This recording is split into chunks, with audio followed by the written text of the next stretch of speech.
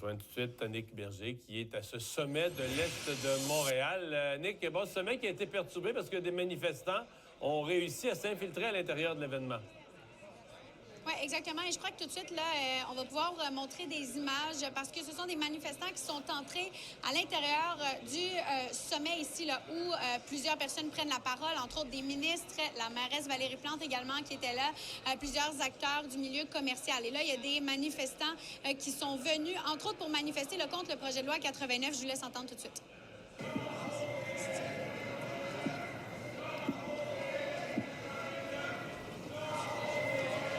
Donc, on peut entendre ces manifestants qui se sont mis là, vraiment devant la scène. Également, un peu après, il y a eu d'autres manifestants qui sont montés sur la scène et qui ont manifesté pour du logement abordable. À chaque fois, la sécurité les escorte à l'extérieur. Mais quand même, là, ça bouge un peu plus que ce à quoi l'organisation ici s'attendait en Mario. Et on le sait, c'est pour la revitalisation de l'Est, ce sommet de l'Est. Donc, vraiment, ce qui est sur les lèvres de tout le monde, c'est l'hôpital Maisonneuve-Rosemont.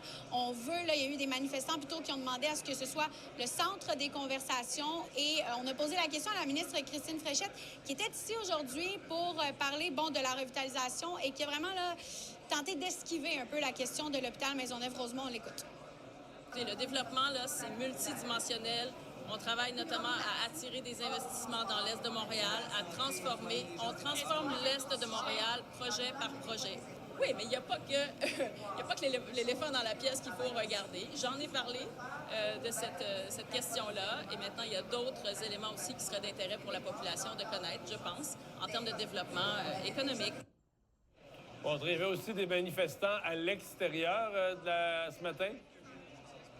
Oui, un peu plus tôt ce matin parce que les ministres finalement arrivaient autour de 7h30. Donc, les manifestants les ont attendus très tôt. Là, des syndicats, donc la CSN, la FTQ également qui étaient là. Et bien sûr, parmi eux, il y avait le syndicat de la FIC et du CIUS de l'Est de Montréal qui venaient pour dire on veut que l'hôpital Maisonneuve-Rosemont fasse partie d'un plan de revitalisation finalement de l'Est de Montréal parce que c'est à ça que sert ce sommet. Donc, on a voulu se faire entendre notre grogne également parce qu'on l'a vu dans les images.